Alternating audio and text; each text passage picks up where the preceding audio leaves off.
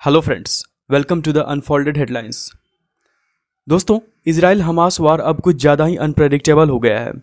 Hamas ने Israel पर आरोप लगाया है कि इजरायली एयर स्ट्राइक ने मंगलवार को करीब 700 प्लस लोगों की जान ले ली। हालांकि इजराइल ने इन सब आरोपों को खारिज कर दिया है और कहा कि यह हमला एक ईरानी ग्रुप पर किया गया था जो कि हॉस्पिटल के सामने से गुजर रहे थे।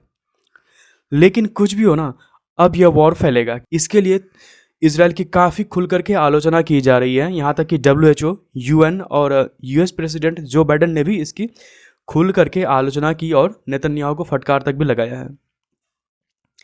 फिलिस्तीन के हेल्थ मिनिस्टर माई अलकैला ने इजराइल को दोषी ठहराते हुए कहा कि अल हलील अल अरबी हॉस्पिटल में नरसंहार में इजरायली डिफेंस फोर्स का ही हाथ है।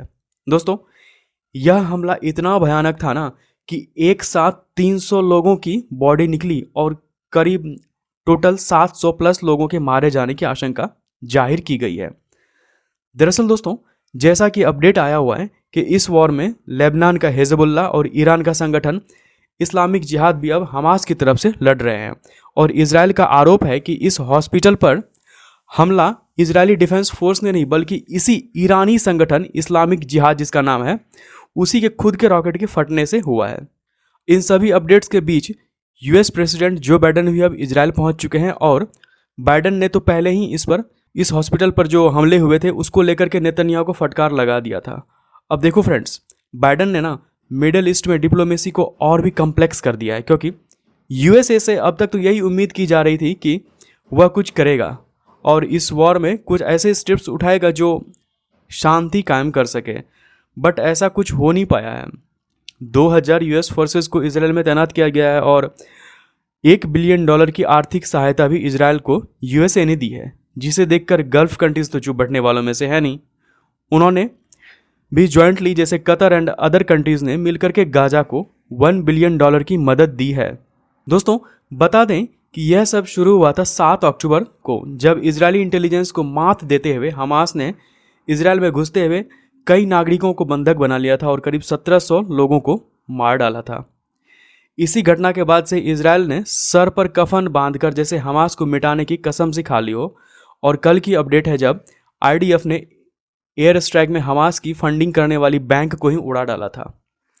बट गाइज, एक फैक्ट यह भी है ना कि हमास इतना भी कमज़ोर नहीं है और यह बात इजराइल भी जानता है, तभी तो वह बॉर्डर तक पहुंचने के बाद भी गाजा के मेन लैंड में नहीं पहुंच पा रहा, क्योंकि हमास का जो टनल वाला प्लान है ना वह काफ़ी खतरनाक है।